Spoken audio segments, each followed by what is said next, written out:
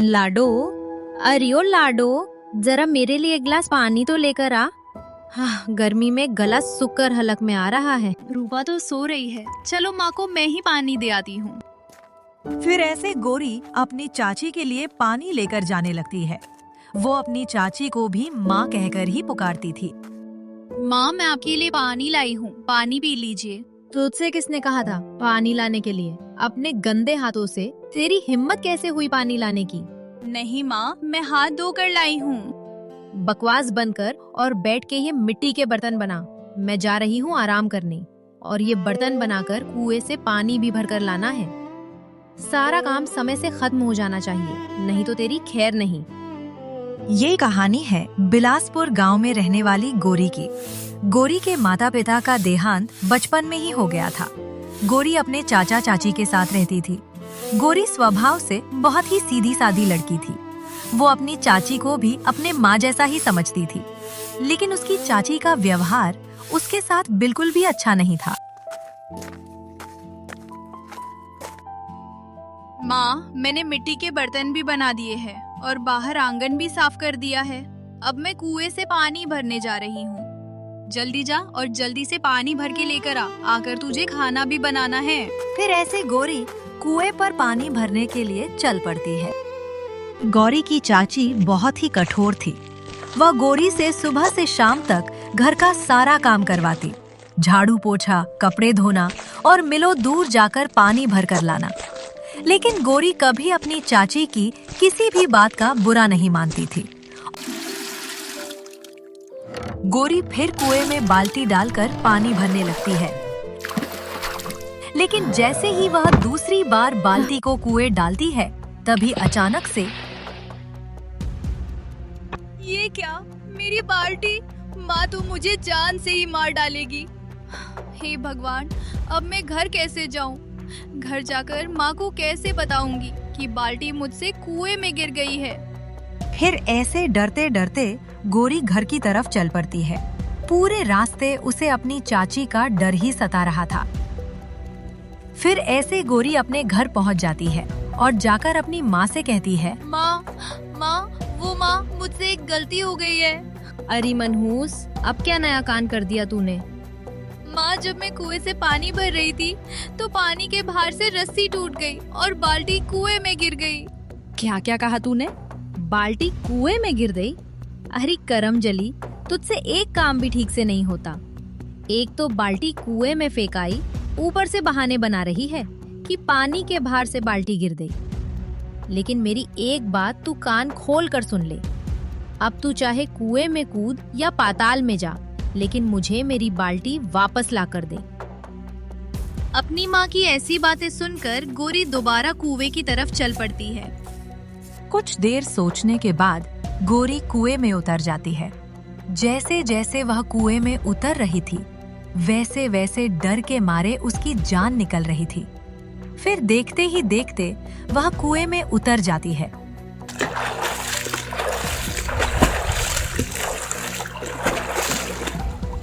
और तैरते तैरते एक नई दुनिया में ही पहुंच जाती है। अरे ये कितनी सुंदर जगह है! ये मैं कौन सी दुनिया में आ गई? यहाँ तो सब कुछ सपनों की दुनिया जैसा लग रहा है।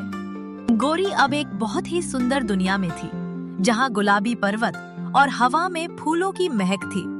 जैसे जैसे वहाँ आगे बढ़ती जा रही थी, उसे एक अलग ही दुनिया देखने को मिल रही थी। फिर थोड़ा आगे बढ़ते ही उसे किसी के कराहने की आवाज सुनाई देती है।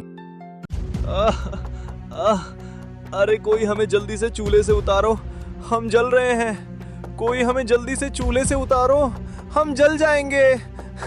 बहुत जलन हो रही है, बचाओ, कोई तो बचाओ। उनके करहाने की आवाज सुनकर गोरी उनके पास पहुंचती है। ओह, तुम परेशान मत हो, मैं अभी तुम्हें चूल्हे से उतारती हूँ। फिर ऐसे गोरी उन रोटियों को चूल्हे से नीचे उतार देती है। तुम्हारा बहुत बहुत शुक्रिया, अब तुम आगे बढ़ सकती हो। उसके बाद गोरी आगे की ओर चल पड़ती है।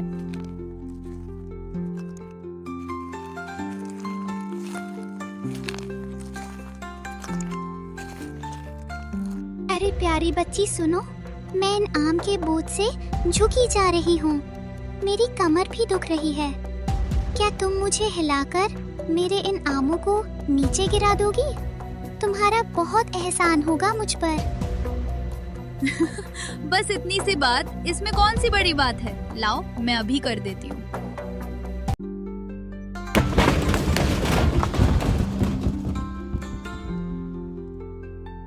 तुम्हारा बहुत बहुत धन्यवाद। तुम बहुत ही दयालु लड़की हो। मेरा आशीर्वाद तुम्हारे साथ है। अब तुम आगे बढ़ सकती हो।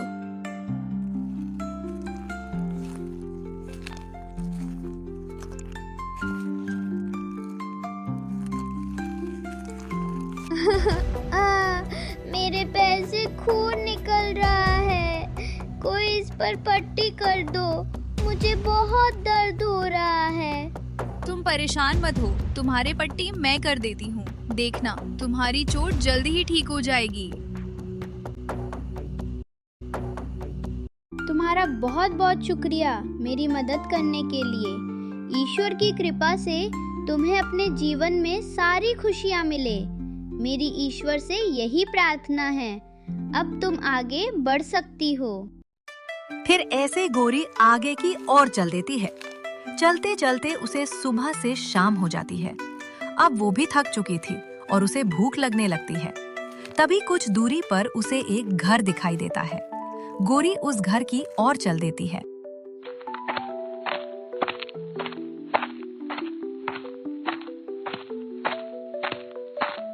आ गई गोरी तू। मैं कब से तेरा ही इंतजार कर रही थी। मुझे पता है कि तुझे भूख लगी है। देख, तेरे लिए गरम गरम खाना तैयार है। आप मेरा नाम कैसे जानती हैं? और आपको कैसे पता चला कि मुझे भूख लगी है? प्यारी गुड़िया, ये मेरी नगरी है और यहाँ पर जो कुछ भी होता है वो मेरी मर्जी से ही होता है। चलो, अब ज्यादा बातें मत करो। आओ, बैठकर खाना खा लो। दादी माँ, खाना तो बहुत स्वादिष्ट है। आपका बहुत बहुत धन्यवाद मुझे खाना खिलाने के लिए। अरे लाडो, इसमें धन्यवाद कैसा? तू भी तो मेरी बेटी जैसी ही है। और वैसे भी मैं तो यहाँ अकेली ही रहती हूँ। तू मेरे साथ रहेगी तो मेरा भी मन लग जाएगा। और वैसे भी अब मैं बूढ़ी हो चुकी हूँ। इस बुढ़ापे में कोई ना कोई सहारा तो होना ही चाहिए। क्या दादी माँ, अब आप चिंता मत करें। अब मैं हूँ ना आपके पास। अब घर की सारी जिम्मेदारी आप मुझ पर छोड़ दें। मुझे घर का सारा काम आता है। अब से घर का सारा काम मैं करूँगी और आप बस आराम करना। फिर ऐसे गोरी घर का सारा काम संभाल लेती है। वो रोज घर की सारी साफ सफाई करती, कपड़े धोती, उन्हें सुखाती। दूर नदी पर जाकर वहाँ से रोज को पानी भी भर कर लाती। अरे यहाँ का मौसम कितना अच्छा है। मन करता है इन ठंडी ठंडी हवाओं के बीच यहीं बैठी रहूं। लेकिन दादी माँ घर पर मेरा इंतजार करती होंगी। चलो अब चलती हूँ। फिर किसी दिन दादी माँ के साथ आराम से यहाँ आकर बैठूंगी। ऐसा सोचकर गोरी नदी से जल भरकर अपने घर की ओर चल देती है। लगता है गोरी आ गई। हाँ दादी माँ, मैं आ गई। दादी माँ, पता है वहाँ नदी पर बहुत ही अच्छी ठंडी ठंडी हवा चल रही थी। मेरा तो मन कर रहा था कि वहीं पर बैठ जाऊं। फिर मुझे लगा कि आप मेरा इंतजार कर रही होंगी, इसलिए मैं जल्दी चली आई। दादी माँ, क्या आप मेरे साथ कल चलोगी नदी किनारे? वहाँ हम दोनों बैठकर खूब सारी बातें करेंगे। हाँ लाडो, क्यों नहीं, जरूर। कल हम दोनों चलेंगे वहाँ पर। चल अब तू बैठ, मैं तेरे लिए खाना लगाती हूँ। तू थक गई होगी। अरे नहीं दादी माँ, आप आराम से बैठो, मैं लगाती हूँ खाना। दादी माँ, आपके बाल तो इस उम्र में भी एकदम घने, चमकदार और लंबे हैं। अरे लाडो, इन बालों का मैंने बहुत ध्यान रखा है, तभी तो इस उम्र में भी आज भी ये इतने चमकदार और घने हैं। दादी माँ, आप जब मुझे लाडो कहकर बुलाती है ना, तो मुझे बहुत अच्छा लगता है। लाडो को लाडो नहीं तो मैं और क्या कहूँगी, तू मेरी लाडो ही तो है। अच्छा लाडो, ये तो बता, तेरे घर में कौन कौन है? अपने घर में मैं अपनी चाची और बहन के साथ रहती हूँ। मेरे माता पिता नहीं है, वो बचपन में ही मुझे छोड़कर चले गए थे। क्या तू घर जाना चाहती है अपने? हाँ दादी माँ, वैसे भी यहाँ तो मैं अपनी माँ की बाल्टी ही लेने आई थी। आपके साथ यहाँ ऐसे इतने दिन बीत गए, बिल्कुल पता ही नहीं चला। अच्छा तो चल उठ और मेरे साथ चल। फिर वो बूढ़ी औरत गोरी को लेकर नदी के किनारे पहुंच जाती है और वहां पहुंचकर वो गोरी से कहती है, जा लाडो, उस झरने के नीचे जाकर खड़ी हो जा। बूढ़ी औरत की बात सुनकर गोरी झरने की ओर चल देती है और वहां जाकर झरने के नीचे खड़ी हो जाती है।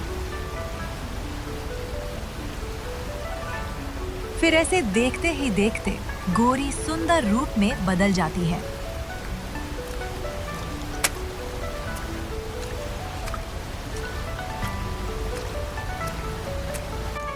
दादी माँ, ये कैसा जादू है? ये इतने सुंदर कपड़े, गहने, ये मेरा रूप कैसे बदल गया?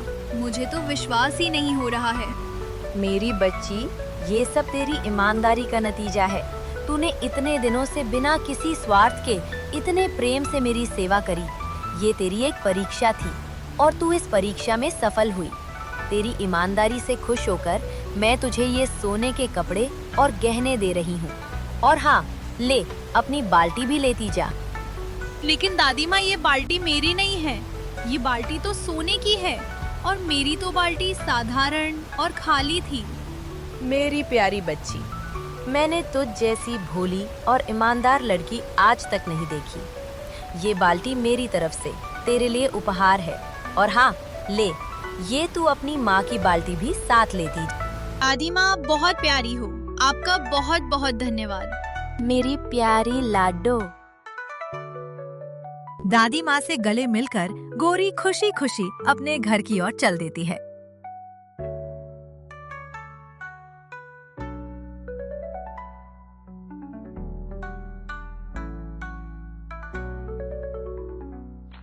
कितने दिनों बाद मैं घर जा रही हूँ। मुझे तो बहुत खुशी हो रही है, लेकिन दादी माँ की भी मुझे बहुत याद आएगी। लेकिन यहाँ चाची भी तो मेरी कितनी चिंता कर रही होगी। चलो जल्द से जल्द घर चलती हूँ। माँ देखो, माँ मैं आ गई। माँ माँ देखो, मैं आपकी बाल्टी ले आई। अरे ये कहाँ से आ गई? इसके तो रंग ढंग ही बदल गए हैं। देखो तो कैसे सोने की तरह चमक रही है। क्यूरी, ये कहाँ से आ रही है तू? और ये सोने से भरे गहनों की बाल्टी, जल्दी से दे मुझे। ये खजाना कहाँ से हाथ लग गया तेरे? माँ, ये सब खजाना मुझे उस कुएं से ही मिला है। उस कुएं के अंदर एक जादुई दुनिया है। वहाँ मुझे एक बूढ़ी माँ ने ये सारा खजाना दिया है। ओह, तो ये बात है। चल अब जल्दी से ये सारा सोना मुझे दे दे और ये कपड़े निकालकर अपने पुराने कपड़े पहन ले। अरे वाह, मजा ही आ गया। इतना सारा सोना मैं भी अपनी रीमा को उस जादुई कुएं में भेजूंगी। मेरी लाडो रानी, तू सारी बात अच्छे से समझ गई ना? तुझे उस जादुई कुएं के अंदर जाकर ढेर सारा सोना लेकर आना है। हाँ माँ, आप बिल्कुल चिंता मत करो। मैं तो वहाँ से भर भर के सोना लेकर आऊंगी। उस गोरी की बच्ची को तो समझ नहीं है, सिर्फ एक बाल्टी सोना ले आई है। मुझे देखना आप में कितना सारा सोना लेकर आऊंगी। फिर ऐसा कहकर रीमा उस जादुई कुएं की तरफ चल पड़ती है।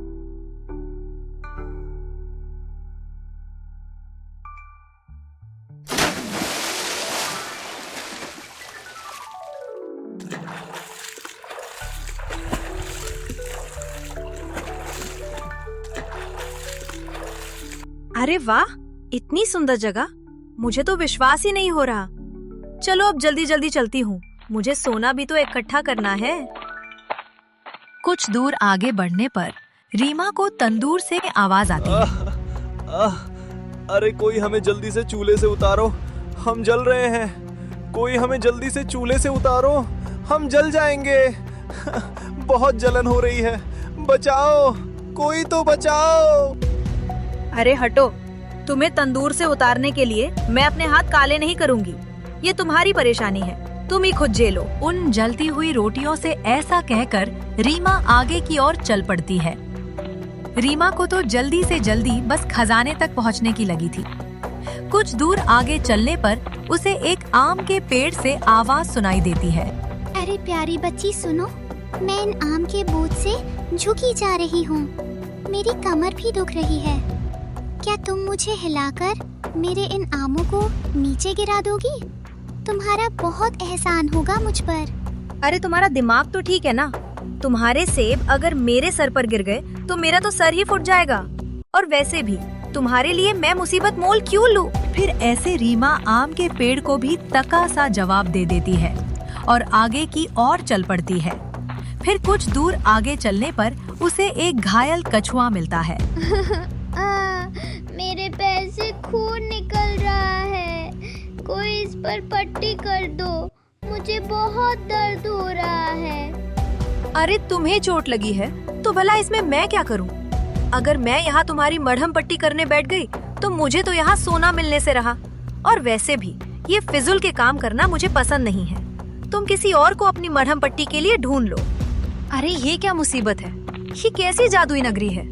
हर 2 कदम पर यहाँ कोई ना कोई मदद मांगने आ जाता है। मैं यहाँ सोना लेना आई हूँ या समाज सेवा करने, मुझे तो यही समझ में नहीं आ रहा है। सुबह से चलते चलते मेरे तो अब पैर भी दुखने लगे हैं। पता नहीं उस बूढ़ी औरत का घर कितनी दूर है।